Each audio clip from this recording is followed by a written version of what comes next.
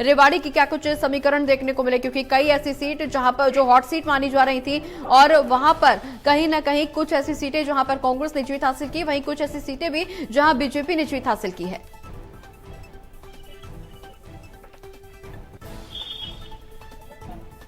श्याम, आवाज मिल पा रही है आपको हमारी? जी बिल्कुल, एक बार अपना प्रश्न दोबारा दोहराएं। बिल्कुल श्याम, कई ऐसी सीटें जहां पर समीकरण कांटे की टक्कर बीजेपी और कांग्रेस के बीच में देखने को मिल रही थी। रेवाड़ी की स्थिति बहुत दिलचस्प, क्योंकि कयास तमाम लगाए जा रहे थे लेकिन नतीजे कयासों से बिल्कुल अलग। निश्चित रूप से देखिए, लगातार जिस तरीके से कांग्रेस के प्रत्याशी यहाँ से चिरंजीवी राव जो कांग्रेस के प्रत्याशी हैं, उनके पिता कैप्टन अजय सिंह यादव लगातार यहाँ पर 6 बार विधायक रहे और इस बार के चुनाव प्रचार में तो वो खुद को डिप्टी सीएम करार दे रहे कि रेवाड़ी को कभी आज तक कोई बड़ा नेतृत्व नहीं मिला और इस बार रेवाड़ी को बड़ा नेतृत्व मिलने जा रहा है। यानी इतना कॉन्फिडेंट होना भी इंसान के लिए कितना घातक सिद्ध होता है, वो आज के नतीजों ने बता दिया कि किस तरीके से, जिस तरीके से बार बार रेवाड़ी के प्रत्याशी दावा कर रहे थे यहाँ पर खुद के डिप्टी सीएम बनने का, लेकिन वो विधायक का चुनाव भी नहीं जीत पाए।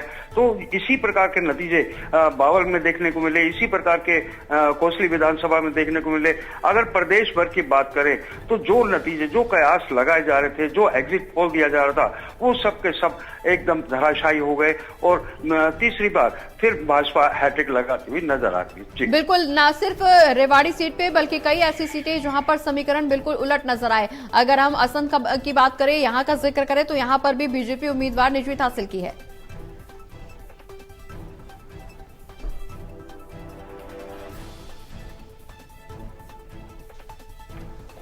श्याम, आवाज मिल पा रही है आपको हमारी? जी जी जी जी बिल्कुल। देखिए, इसे बिल्कुल भी इनकार नहीं किया जा सकता था जिस प्रकार से हरियाणा में जो नतीजे देखने को मिले, शायद भाजपा ने खुद ऐसा नहीं सोचा था, क्योंकि कुछ दिन पहले ही भाजपा के जो प्रत्याशी थे, अधिकांश प्रत्याशी, अगर मैं बात करूं रेवाड़ी, बावल और कोसली विधानसभा की, तो उनके चेहरे एकदम बिल्कुल मायूसी छाई हुई थी उनके चेहरों पर, क्योंकि लगातार जिस तरीके से एग्जिट पोल दिखाए जा रहे थे, सोशल मीडिया की बात करें या फिर दूसरे नेशनल चैनल्स की बात करें, सभी पर 50 से 58 सीटें दिखाई जा रही थी कांग्रेस के पक्ष के अंदर। लेकिन भाजपा इस चीज को लेकर काफी मायूस थी। लेकिन एकदम अचानक ऐसा क्या हुआ, भाजपा को भी शायद खुद भी इस चीज का अंदाजा नहीं है। और अभी अभी जो लक्ष्मण यादव है रेवाड़ी से भाजपा के विधायक हैं, अक्सर उन्हें हर चुनाव प्रचार के अंदर ये कहा गया कि पहले कोसली से विधायक थे, ये बाहरी प्रत्याशी हैं, इन्हें टिकट गलत दिया गया रेवाड़ी से। लेकिन 22,000 का मार्जिन, 28,000 का मार्जिन कोई कम नहीं होता। 28,000 की जीत से वो यहाँ से निकले और उन्होंने अपने केंद्रीय नेतृत्व का, उच्च नेतृत्व का और राव इंद्रजीत सिंह का भी यहाँ पर धन्यवाद किया और लोगों का भी आभार व्यक्त किया। और उन्होंने इस शब्द के ऊपर, जो बार बार उन्हें भारी कहा जा रहा था, वो कहने लगे कि मैं भारी नहीं, सब पर भारी पड़ा हूँ।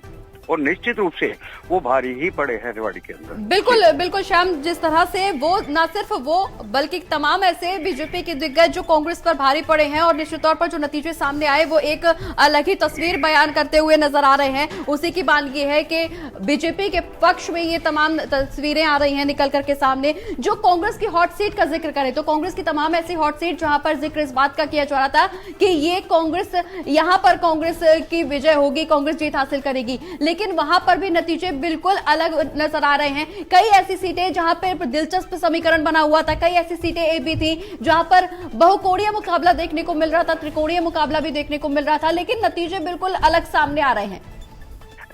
इसका कारण शायद कोई नहीं जानता है कि जिस प्रकार से एग्जिट पोल दिखाया जा रहा था। अब जैसे कुमारी शैलजा चर्चा का विषय रही, उनकी काफी नाराजगी रही कांग्रेस के अंदर ही गुटबाजी चल रही थी और नहीं लगता कि कहीं ना कहीं कांग्रेस के अंदर की गुटबाजी ही उसे ले डूबी, क्योंकि जिस प्रकार से दावा कर रही थी कुमारी शैलजा भी सीएम पद का दावा कर रही थी और इधर से भूपेंद्र सिंह हुड्डा भी दावा कर रहे थे, दीपेंद्र हुड्डा भी दावा कर रहे थे, लेकिन लेकिन अब देखना ये होगा कि जिस प्रकार से ये जो मात मिली है कांग्रेस को, किस प्रकार से ये इसके ऊपर मंथन करते हैं, विचार करते हैं और आगे की क्या रणनीति रहेगी कांग्रेस की, ये अभी इसके लिए हमें कुछ दिन के लिए और इंतजार करना होगा। बहरहाल जो भाजपा के प्रत्याशी हैं, रेवाड़ी के अंदर बात करें, बावल की बात करें, कोसली की बात करें, सभी जगह ढोल नगाड़े, डीजे और लड्डू बांटने का सिलसिला यहाँ पर लगातार जारी है। जी बिल्कुल, तस्वीरें जिस तरह के जश्न की सामने आ रही हैं वो एक अपने आप में अलग ही उत्साह नजर आ रही है। श्याम, आपके पास लौटेंगे, लेकिन इस बीच ज्यादा चर्चा करने के लिए हमारे साथ एसोसिएट एडिटर प्रदीप कुमार जी भी बने हुए हैं। प्रदीप जी, समर्थन और समर्थकों का जिक्र हो रहा था, जिस तरह की जश्न की तस्वीरें सामने आ रही है, जश्न की शुरुआत कांग्रेस के तमाम उम्मीदवारों की तरफ से की गई, तमाम कांग्रेस के समर्थकों की तरफ से की गई, कार्यकर्ताओं की तरफ से की गई, लेकिन ये जीत का सेहरा बीजेपी की तरफ से पहना गया।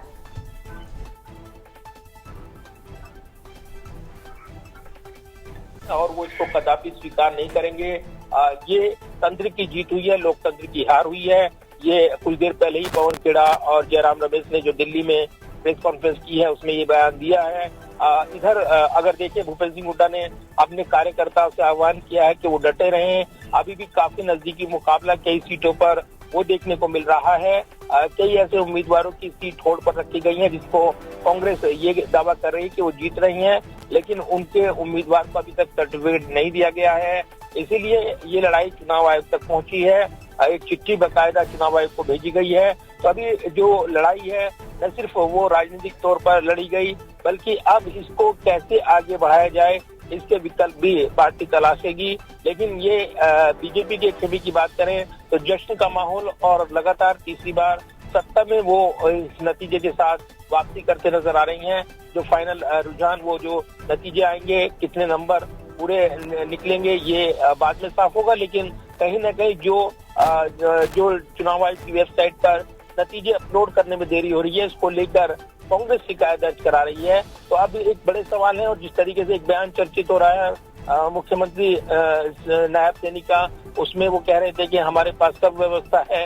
इसको लेकर भी सवाल उठ रहे हैं कि आखिर उन्होंने ये बढ़ चढ़ कर जो दावे किए थे वो क्या जमीन पर, धरातल पर तो नजर नहीं आ रहे थे। लेकिन फिर भी अगर वो जीते हैं तो ये तंत्र की जीत है, लोकतंत्र की हार है, ये कांग्रेस कह रही है। तो अब एक नई राजनीतिक लड़ाई वो इसकी शुरू करेंगे, इशारा कर रही हैं। फिलहाल जश्न में डूबी हुई बीजेपी इस हरियाणा के चुनावी मुकाबले में जीत का जश्न मनाते हुए यहाँ पर हमलावर है और कांग्रेस पर वो जमकर हमला बोल रही हैं। उनके नेता बधाइयां दे रही हैं। प्रधानमंत्री नरेंद्र मोदी जो दिल्ली में बीजेपी मुख्यालय है, वहां पर कार्यकर्ताओं के बीच इसका जश्न मनाएंगे। इसके अलावा बीजेपी अध्यक्ष जेपी नड्डा की ओर से बैठक बुलाई गई, रणनीति पर चर्चा हुई। इधर कांग्रेस का कहना है कि जम्मू कश्मीर में जो चुनावी नतीजे रही हैं, बीजेपी के लिए एक बड़ी हार हुई है। तो जम्मू कश्मीर की जीत का जश्न भी जो बिल्कुल, लेकिन प्रदीप जी सवाल ये भी सवाल प्रदीप जी ये भी है कि अगर कांग्रेस की जीत जम्मू कश्मीर में हुई तो वहां ईवीएम पर सवाल नहीं हो रहे हैं, लोकतंत्र की हत्या नहीं हो रही है। लेकिन हरियाणा में अगर विपक्ष की सरकार नहीं बनी है, कांग्रेस के फेवर में अगर फैसले नहीं आए हैं, तो यहाँ पर सवाल ईवीएम पर भी उठ रहे हैं और लोकतंत्र की हत्या भी सामने हो रही है। देखिए, यही सबसे बड़ा सवाल है कि आखिर दो चुनाव के मुकाबले में जिस तरीके से परिणाम आए हैं, उनको जो जस्टिफाई किया है कांग्रेस ने, ये कहते हुए किया है कि तंत्र में जिस तरीके से नजदीकी मुकाबले की बात होती है, उसमें जो बल तंत्र का इस्तेमाल किया जाता है, इसलिए वहां पर वो इस्तेमाल हुआ है क्योंकि सरकार बीजेपी की थी और इसीलिए अधिकारियों पर दबाव बनाया गया। नजदीकी मुकाबले में जिस तरीके से चुनाव आयोग ने वेबसाइट पर अपने नतीजे अपलोड नहीं किए, इसको लेकर उन्होंने सवाल उठाए हैं। तो ये जरूर है कि ईवीएम को लेकर सवाल नहीं उठे हैं, बल्कि यहाँ पर सवाल उठाए गए हैं जो तंत्र का, प्रशासनिक तंत्र का उसके दुरुपयोग किया गया है, इसको लेकर मशीनरी का, उसको लेकर सवाल उठे हैं। और चुनाव आयोग के दबाव में था, इसलिए उसने ये तमाम प्रयास किए हैं जो कि धरातल पर नहीं दिखाया है हरियाणा के चुनावी मुकाबले में, जबकि कांग्रेस की जीत का दावा किया गया था। और उसके बाद जिस तरीके से चुनाव लड़ा कांग्रेस ने, वो सबके सामने था। लेकिन जिस तरीके से नतीजे आए हैं, ये अप्रत्याशित है। तो ये निश्चित तौर पर इसको कदापि स्वीकार नहीं करेंगे, ये कांग्रेस पार्टी कह रही है। तो ये जरूर है कि अभी भी इसको लेकर खींचतान वो चल रही है, लेकिन आत्ममंथन करने की जरूरत कांग्रेस पार्टी को ऐसे वक्त कि ये नतीजे आखिर क्यों आए हैं और इसके पीछे क्या कमोबेशी रह गई, ये निश्चित तौर पर चौंकाती है और इसीलिए इसका वो आत्ममंथन करेंगे। बिल्कुल लेकिन आत्ममंथन इस बात का भी होना चाहिए प्रदीप जी कि क्या कांग्रेस को अति उत्साह ले डूबा है या फिर ये ओवर कॉन्फिडेंस की स्थिति बनी हुई है, क्योंकि लोकसभा चुनाव के जो नतीजे सामने आए उससे कांग्रेस को बूस्टअप जरूर मिला, लेकिन जिस तरह से प्रचार प्रसार किया गया उसके बाद अति उत्साह की स्थिति कांग्रेस में नजर आ रही थी। शायद ये अति उत्साह ही कांग्रेस को ले डूबा है। देखिए बिल्कुल, और ये कहा जाएगा कि कांग्रेस जमीनी हालात पर जिस तरीके से माइक्रो मैनेजमेंट बीजेपी ने तैयार किया उसकी रणनीतिक काट वो नहीं ढूंढ पाए, और जिस तरीके से यहाँ पर कुमारी शैलजा के अपमान का मुद्दा बनाया गया, अन्य वर्ग को ये मैसेज दिया गया कि एक वर्ग विशेष की सरकार आती है, पर्ची खर्ची की सरकार होगी, ये जमकर उन्होंने प्रचारित किया, जिसको कांग्रेस दुष्प्रचार बताती रही। लेकिन दूसरी तरफ अपनी अंदरूने जो कलह है उसमें उलझी हुई पार्टी नजर आई, ये दावे किए गए, और इसको लेकर जिस तरीके से रणनीतिक तौर पर एक जो जुटता की जरूरत थी उसकी कमी बहुत सी रही है। हालांकि राहुल गांधी, प्रियंका गांधी वो मैदान में उतरे थे 3-4 दिन जब उन्होंने कैंपेन किया था, उस तरह पर प्रभाव पड़ा है, ये पार्टी ने दावा किया था। लेकिन अब जो नतीजे आए हैं वो निश्चित तौर पर चौंकाते हैं और पार्टी के लिए अप्रत्याशित नतीजे हैं, लिहाजा इसको लेकर उन्होंने ये कहा है कि तंत्र की जीत हुई है, लोकतंत्र की हार हुई है, और इसको वो कदापि स्वीकार नहीं करेंगे। उन्होंने शिकायतें भी दर्ज कराई हैं, तो जरूर है कि इसको लेकर एक नया विवाद छिड़ता हुआ नजर आ रहा है। बिल्कुल विवाद नया है और अप्रत्याशित नतीजे भी सामने आ रहे हैं, न सिर्फ कांग्रेस के लिए बल्कि बीजेपी के लिए भी काफी चौंकाने वाला फैसला जरूर माना जा रहा है, क्योंकि जिस तरह से माहौल बीजेपी के पक्ष में बना वो अपने आप में सराहनीय, और एक बार फिर से हैट्रिक बीजेपी की तरफ से लगाई गई और इतिहास रचा गया। बने रहिए आप हमारे साथ प्रदीप जी, हम फिर लौटेंगे आपके पास, लेकिन इस बीच हमारे साथ श्याम बाटला बने हुए। श्याम, जिस तरह से बीजेपी के पक्ष में फैसले आए, अपने आप से एक इतिहास रचा गया बीजेपी की तरफ से, और इतिहास इस बात का भी कि जो कभी किसी पार्टी की तरफ से नहीं हुआ वो बीजेपी की तरफ से हुआ, क्योंकि तीसरी बार लगातार सरकार बनाना ये अपने आप में इतिहास और अपने आप में बीजेपी के लिए एक बड़ी उपलब्धि। निश्चित रूप से प्रगति, बिल्कुल आपने ठीक कहा कि ये एक इतिहास है जो इतिहास के पन्नों में लिखा जाएगा कि लगातार तीसरी बार जिस प्रकार से भाजपा ने आज हैट्रिक लगाई है। लेकिन कांग्रेस की बात जहां तक करें तो वो भी बात आपने बिल्कुल एकदम दुरुस्त कही, बिल्कुल ठीक कही कि ज्यादा ओवर कॉन्फिडेंट होना कहीं ना कहीं आदमी के लिए घातक होता है, और शायद यही ओवर कॉन्फिडेंस जो है वो कांग्रेस के लिए बड़ा घातक सिद्ध हुआ। इसके ऊपर कांग्रेस को निश्चित रूप से मंथन करने की जरूरत है, और आगे की रणनीति किस प्रकार की बनेगी वो आने वाला समय तय करेगा। बहरहाल जो भाजपा के प्रत्याशी हैं, भाजपा के कार्यकर्ता हैं, उनमें काफी उत्साह है इस जीत को लेकर। हर जगह लड्डू बांटे जा रहे हैं, डीजे का माहौल है, ढोल नगाड़े बज रहे हैं, और यहाँ काउंटिंग सेंटर के बाहर भी काफी लोग फूल मालाएं लेकर खड़े हुए जीते हुए प्रत्याशियों को उनका सम्मान करने के लिए, उनका यहाँ से उनको भाजपा कार्यालय तक ले जाने के लिए। जी बिल्कुल श्याम, जिस तरह से समर्थकों में यहाँ पर उत्साह देखने को मिल रहा है, लेकिन अब बीजेपी की एक बहुत अच्छी बात हमने हमेशा हर चुनाव के बाद देखी है कि एक चुनाव में जीत हासिल करने के बाद अब बीजेपी अगले स्ट्रेटेजी पर आगे बढ़ जाती है, अगले चुनाव की तरफ बढ़ जाती है आगे। तो निश्चित तौर पर अब दिल्ली में चुनाव होने हैं, वो कहीं ना कहीं बीजेपी के लिए अब ये भी एक चुनौतीपूर्ण चुनाव माने जा रहे हैं, क्योंकि बीजेपी का सरकार दिल्ली में बनाना ये अपने आप में बेहद चुनौतीपूर्ण। आम आदमी पार्टी की सरकार 2 बार से दिल्ली में काबिज है, और ऐसे में बीजेपी के लिए अब ये और ज्यादा दिलचस्प और रोचक मुकाबला माना जा रहा है कि कैसे दिल्ली की राजधानी दिल्ली में सरकार बनाएगी बीजेपी। बिल्कुल बिल्कुल प्रगति, देखिए जिस प्रकार से आपने कहा था कि जो भी चुनाव खत्म होता है, खत्म होते ही वो अगले चुनाव की तैयारी में लग जाते हैं, और जो रेवाड़ी से लक्ष्मण यादव है भाजपा के प्रत्याशी, जिन्होंने आज 28,909 वोटों से जीत हासिल की है कांग्रेस प्रत्याशी को पटकर नहीं देकर, और जब भी हम उनसे सवाल करते थे कि किस प्रकार की तैयारियां, किस प्रकार की रणनीति, तो हमेशा उनका एक ही जवाब रहता था कि भाजपा का हर कार्यकर्ता, छोटे से छोटा कार्यकर्ता और बड़े से बड़ी शख्सियत जो भाजपा के अंदर है वो हमेशा चुनाव के लिए तैयार रहती है, उसे कोई तैयारी करने की जरूरत नहीं पड़ती। लेकिन जिस प्रकार से कांग्रेस लगातार शोर मचा रही थी, हो हल्ला मचा रही थी, उस हो हल्ले के अंदर कहीं ना कहीं कांग्रेस खुद को खोता हुआ देख रही है। अब क्योंकि शोर ज्यादा मचा रही थी, लेकिन धरातल पर जमीनी हकीकत पर कुछ और था, जो अब नतीजों ने सामने ला दिया है। जी बिल्कुल, नतीजों ने बहुत कुछ सामने लाया श्याम, लेकिन अब अगला कदम कांग्रेस का क्या होगा ये बेहद दिलचस्प माना जा रहा है। ये भी एक सवाल अपने आप में एक अहम भूमिका निभा रहा है, क्योंकि क्योंकि जिस तरह से कहा यह जा रहा था कि अगर कांग्रेस की सरकार बनेगी तो सीएम फेस होगा, सीएम चेहरा कौन होगा, इस पर चर्चा की जा रही थी। कहा यह भी जा रहा था कि भूपेंद्र सिंह हुड्डा का करियर जो है वो अब इस चुनाव में साख पे लगा हुआ है, दांव पर लगा हुआ है। अगर कांग्रेस जीत हासिल करेगी तो निश्चित तौर पर सीएम भूपेंद्र सिंह हुड्डा होंगे, लेकिन अगर कांग्रेस हारेगी तो अब भूपेंद्र सिंह हुड्डा का राजनीतिक सफर कहां मोड़ लेगा। बिल्कुल, देखिए प्रगति खाली भूपेंद्र सिंह हुड्डा इस चीज का दावा नहीं कर रहे थे, कुमारी शैलजा की में दावा कर रही थी, उनकी भी बराबर नाराजगी चल रही थी और लगता है कि आज भी कहीं न कहीं कुमारी शैलजा भाजपा को लेकर नाराज हैं। जिस तरीके से अपमान के आरोप लगे, बातें सामने आई और उस चीज को लेकर आज भी अंतर कलह साफ दिखाई दे रहा है कांग्रेस के अंदर। और अब जो सीएम चेहरे जो सामने आ रहे थे, लेकिन आज तो कांग्रेस की सरकार ही बनती हुई नजर नहीं आ रही है, क्योंकि भाजपा ने जो हैट्रिक लगाई है कांग्रेस को इससे कहीं ना कहीं सबक लेना जरूर चाहिए, क्योंकि जिस प्रकार से भाजपा हमेशा तैयार रहती है अगले चुनाव के लिए, तो कांग्रेस को भी अभी से ही अपनी तैयारी करनी पड़ेगी। अगर उसे राजनीतिक पर्दे के अंदर जिंदा रहना है तो निश्चित रूप से उन्हें मंथन करना पड़ेगा, आत्म मंथन करना पड़ेगा, चिंतन भी करना पड़ेगा, लोगों से भी सलाह लेनी पड़ेगी, क्योंकि जिस घर के 4 चौधरी हो जाते हैं उस घर में कहीं ना कहीं कलह हमेशा रहता है, तो चौधरी एक ही अच्छा रहता है। जी बिल्कुल श्याम, हम आपके पास भी आएंगे, लेकिन इस बीच लगातार हमारे साथ एसोसिएट एडिटर प्रदीप कुमार जी भी बने हुए। प्रदीप जी, जिस तरह से आम आदमी पार्टी की तरफ से दावा यह किया जा रहा था कि सरकार बनाने में महत्वपूर्ण भूमिका होगी पार्टी की, अरविंद केजरीवाल की तरफ से हाल ही में ये दावा किया गया, लेकिन अब ये महत्वपूर्ण तो छोड़िए, मुझे तो भूमिका भी नजर नहीं आ रही इन चुनावी नतीजों में।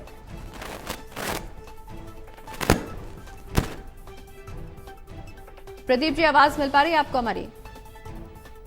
तो प्रदीप जी से बातचीत करने की कोशिश करेंगे, लेकिन श्याम बाटला हमारे साथ लगातार हमारे साथ बने हुए हैं। प्रदीप, श्याम जी, जिस तरह से आम आदमी पार्टी की भूमिका इस चुनाव में देखी जा रही थी, आंकी जा रही थी, सुपड़ा साफ है, यहाँ पर खाता भी नहीं खुल पाया है। आम आदमी पार्टी का अगला क्या कुछ कदम होगा? एक जमीन तलाशने की कोशिश की गई थी हरियाणा चुनाव में आम आदमी पार्टी की तरफ से, लेकिन वो जमीन मिल नहीं पाई है।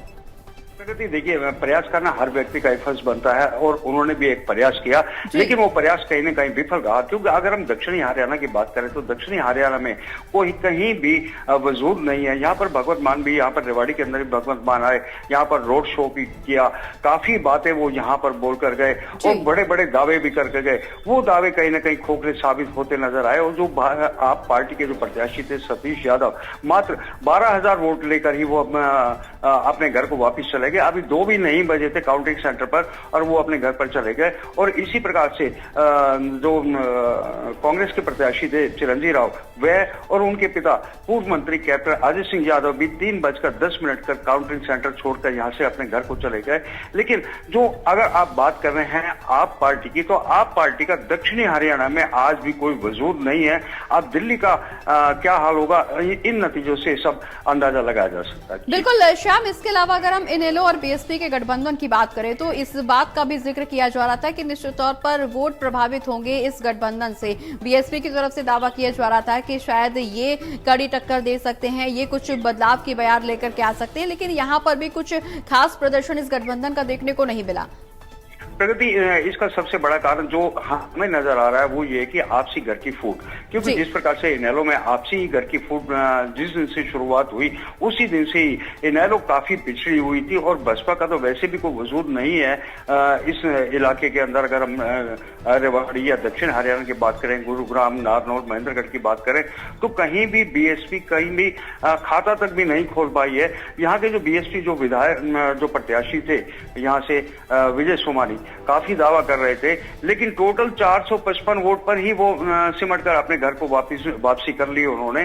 तो इससे अंदाजा लगाया जा सकता है कि इन पार्टियों का कितना वजूद अब दक्षिणी हरियाणा में या फिर हमारे प्रदेश के अंदर रह गया। बिल्कुल श्याम, इसके अलावा बात जेजेपी और एएसपी की करें तो यहाँ पर भी सुपड़ा बिल्कुल साफ खाता भी नहीं खुल पाया, क्योंकि हालांकि जेजेपी का भविष्य उसी दौरान तय माना जा रहा था जब बीजेपी से उनका अलगाव हुआ। बीजेपी के साथ जो गठबंधन में सरकार बनाई उसके बाद ये गठबंधन टूटा, उसके बाद से कयास लगाए जाने लगे कि अब जेजेपी का कुछ भविष्य नहीं रहा। हालांकि दुष्यंत चौटाला की तरफ से तमाम दावे जरूर किए गए, हुंकार भरी गई, जीत के दावे करते हुए नजर आए, लेकिन जो नतीजे वो तमाम दावों को धराशायी कर रहे हैं। देखिए जेजेपी का जो भविष्य है वो तो उसी दिन ही तय हो गया था जिस दिन गठबंधन टूटा था और दुष्यंत चौटाला अलग हो गए थे भाजपा के साथ से। उसी दिन से ही जसपा का अपने आप में कोई वजूद नहीं रहा और भाजपा निरंतर आगे बढ़ती रही। भाजपा अपने नियम के ऊपर, अपनी स्ट्रेटेजी के ऊपर बिल्कुल एकदम कायम रही और उसका नतीजा आज उसे मिला कि प्रदेश भर में जो तीसरी बार ये हैट्रिक लगी भाजपा की तरफ से और अब सरकार बनाने के लिए जा रही है। बाकी सभी पार्टियां आज भाजपा, और पहले भाजपा और कांग्रेस का ही आमना सामना माना जा रहा था, लेकिन कांग्रेस के जो नतीजे सामने आए और भाजपा के जो नतीजे सामने आए, दोनों की तुलना के अंदर बाकी पार्टियों की शायद कहीं काउंटिंग ही नहीं हो रही आज के इस समय के अंदर। लेकिन आने वाला समय तय करेगा कि बाकी जो पार्टियां, क्षेत्रीय पार्टियां हैं, बिल्कुल उनका क्या कुछ भविष्य होगा ये आने वाला समय जरूर निर्धारित करेगा। लेकिन निश्चित तौर पर जेजेपी ने जिस तरह से एएसपी का समर्थन लिया, एएसपी के साथ गठबंधन किया और अब जो तस्वीरें सामने आ रही हैं, ना सिर्फ जेजेपी बल्कि एएसपी की जमीन भी यहां पर पैरों से नीचे जाती हुई नजर आ रही है। बिल्कुल देखिए एएसपी की भी बात करें, रेवाड़ी के अंदर करें और जेजेपी की बात करें तो जेजेपी के प्रत्याशी तो यहाँ पर नजर नहीं है, पूरे चुनाव प्रचार के दौरान ही नजर नहीं आए और कार्यकर्ता तो बिल्कुल ही कहीं भी दिखाई तक नहीं दिए। तो उसका रिजल्ट तो पहले से ही दिखाई दे रहा था। रिजल्ट, असली रिजल्ट तो आज आया जब सामने जब ईवीएम मशीन खुली या बैलेट पेपर्स खुले, लेकिन जसपा कहीं भी दिखाई नहीं दे रही। कई जगह तो रेवाड़ी की बात नहीं कर रहे, बावल या कोसली की बात नहीं कर रहे, प्रदेश भर की बात कर रहे हैं। बहुत सी ऐसी जगह है जहां वो खाता भी नहीं खोल पाए। बिल्कुल श्याम, इसके अलावा अगर हम कालका की बात करें या गुरुग्राम की बात करें या पेहोवा की बात करें तो कई ऐसी सीटें यहां पर भी हैं जहां बीजेपी की जीत हासिल हुई और हालांकि कई ऐसी सीटें भी हैं जहां कांग्रेस ने बढ़त हासिल की है। लेकिन कुल मिलाकर के अगर हम समीकरणों की बात करें तो जिस तरह से प्रचार प्रसार किया गया, प्रचार प्रसार के दौरान निश्चित तौर पर प्रचार प्रसार को इसलिए भी आंका जा रहा है क्योंकि शायद यही वजह है कि जनता को अपने पक्ष में पार्टी लाने में कामयाब हो पाई है।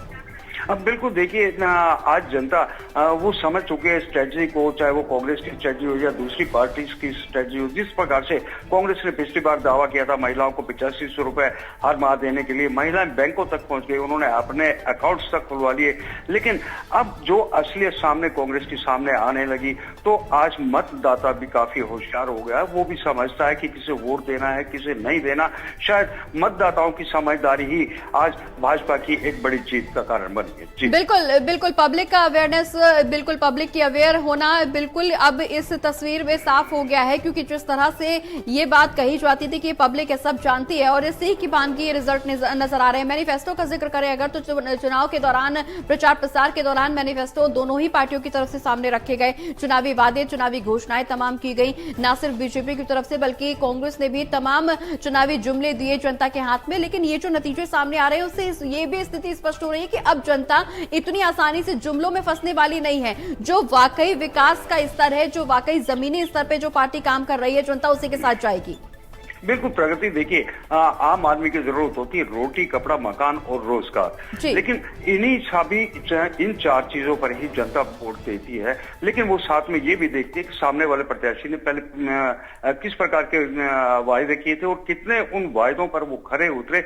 अगर यदि वो उन वादों पर खरे नहीं उतरे तो एक बार बिल्कुल जनता ने इस बार किनारा कर लिया है क्योंकि काफी प्रोपेगेंडा, काफी हो हल्ला मचाया कांग्रेस ने, लेकिन वो हो हल्ला काम नहीं आया और जनता उनकी वास्तविकता जान चुकी थी शायद। और शायद यही कारण है कि आज जनता कांग्रेस की तरफ नहीं भाजपा की तरफ गई है। काफी उन्होंने प्रोपेगेंडा फैलाया कि संविधान बदल देगी अगर भाजपा आ गई तो ये हो जाएगा, वो हो जाएगा। काफी इस तरीके की बहकाने की काफी कोशिशें की गई, काफी शोर मचाया गया, लेकिन जनता समझदार है, पब्लिक है, ये सब जानती है। जी बिल्कुल पब्लिक है, सब जानती है। लेकिन श्याम जी अब अगला सवाल ये भी एक अहम होता हुआ नजर आ रहा है कि कहीं ना कहीं जनता को चुनावी घोषणाओं में भी लाभ देखने की कोशिश जनता की तरफ से की जा रही थी क्योंकि जितना विकास को मुद्दा बनाया गया इस चुनाव में, जिस तरह से विकास का मुद्दा बनाकर के चुनावी रणनीति में शामिल हुए तमाम लोग, वो कहीं ना कहीं विकास अब आगे बढ़ता हुआ नजर आया। इस पर चर्चा करेंगे लेकिन